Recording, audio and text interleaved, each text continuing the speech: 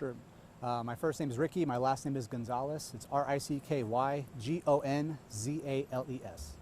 And I'm a sergeant with the Media Relations Unit at Chandler PD. Can you give us just kind of a brief summary of what happened here today? Right. So our police dispatch contacted us after we received a call about a male inside of a residence over in the 700 block of North Tangerine who possibly had an explosive device or materials inside of their residence. What time did all this kind of occur when you first got word about this incident? I got word about this at around 6 p.m.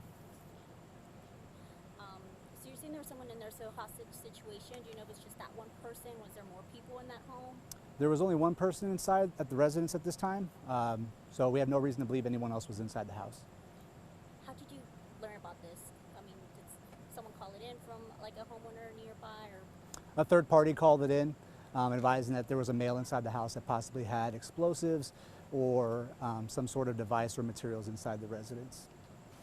And I mean, a lot of people, we heard there was like evacuation. So what was like the process of you all making sure the area was secure and getting that person out?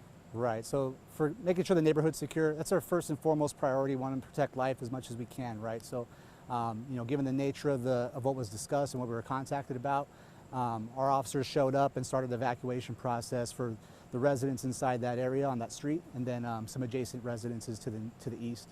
And again, just to make sure that everybody's safe. What's the latest now? I mean, is that person in custody? I mean, what can you learn about this suspect? So at this time, the Mesa bomb squad's out here. Our Chandler SWAT team is out here. You know, they were contacted obviously due to the nature of what was disclosed, and they came out, and you know, they established a perimeter and they started calling him out. Eventually he did self-surrender, so that's good, and now he's in custody, so he is under arrest at this point.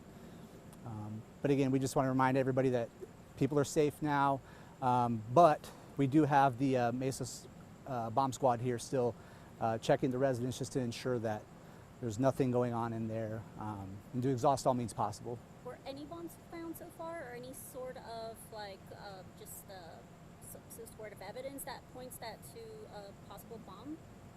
At this point, I'd be speculating. They're still exhausting their search, and this is something that takes a long time. They're going to search every nook and cranny of that residence to make sure that it's safe.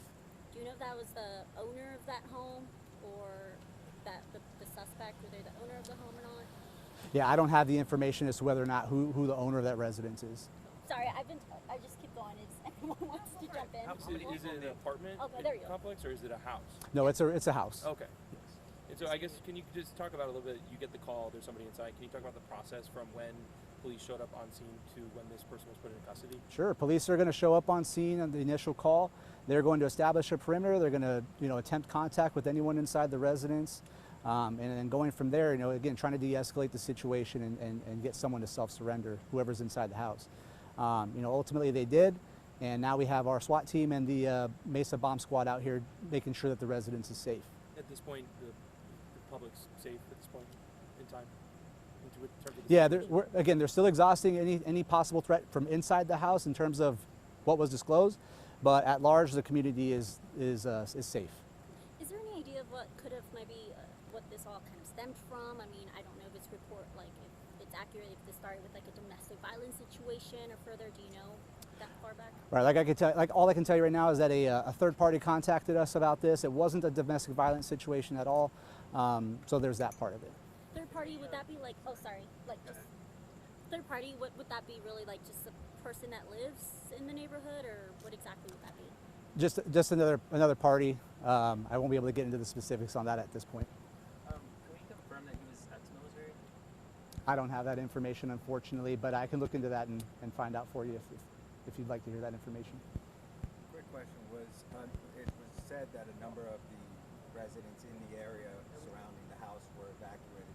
Do you have an idea of approximately how many homes were evacuated at the time when you guys arrived? I don't have the number of homes. All I know is that that street was at least evacuated. You know, there's a dozen homes on there at least, okay. And then some surrounding areas around that cul-de-sac area. Okay, and at this point, people were able to go back to their homes?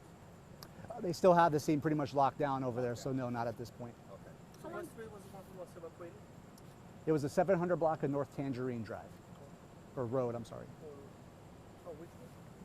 It's going to be to the west, just about a block. Yep.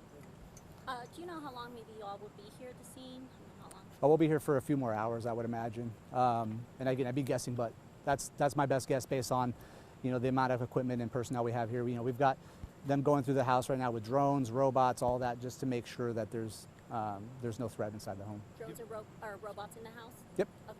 Numbers on how many houses were evacuated? He just asked that question, Okay. and I don't have the exact Okay, number. sorry. So I have time for about one more question. Anything? Do you have an idea, or it might be speculated this time, when the residents might be allowed back to their homes? Until everything is cleared. Once everything is cleared, we'll make sure to notify the community that they can go back to their homes as soon as possible. Thank you. Cool. All right. Thank you.